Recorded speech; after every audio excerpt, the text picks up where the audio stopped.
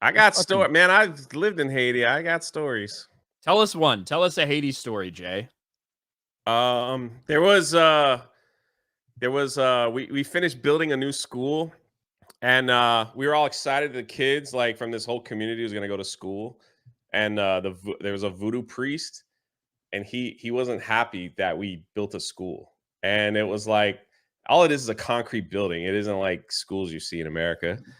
So he came and he put chalk all over the wall, like some kind of curse.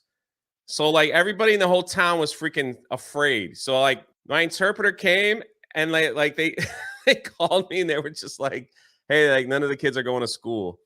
And I was like, "For what?" They're like, the voodoo priest put a curse on the school. So I went down there. You know, first of all, it takes like 10 hours to go a mile because like it's just a mess. So it's like this weird like circle thing. It was done in chalk. So I just went up to it and I used my hand and I just wiped it off. The whole town thought I was gonna die, right? They all freaked out, man. They just freaking freaked out. So it was pretty. And so they went and got the pastor of the town and the church, and they wanted to like put a prayer circle around me so I wouldn't die. So I had to literally go, and like a week later, had to go to the voodoo guy's house with like all these other Haitians and explain to him what we're trying to do, and then everything was resolved. So that was freaking crazy because that house smelled like death, man. It was wild, but that was years ago. I thought you were gonna like share a story about some Haitian eating like a random pet or something. That's what I will say this: you don't see no cats anywhere. You don't really see dogs either. Like you don't really see pets. I think the worst story. I ran like Haiti. They do protests like every day, and they block out the main roads, and like set tires on fire when they want to like get the government's attention. Did they just complain that they're hungry or what? Well, it's like if gas prices rise or they're not shipping in like proper who knows. And so you got to listen to the radio station and they'll tell you like, yeah, there's going to be a protest on L Street. There's going to be a protest here.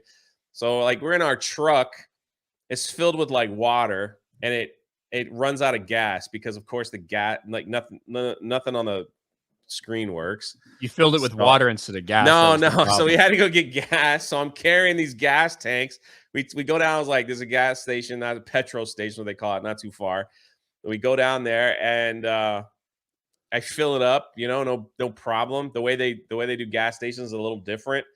They have a guy there. You have to pay him first, and then you can go into the gas station. Then they have another guy that holds the gas and fills up whatever you paid for.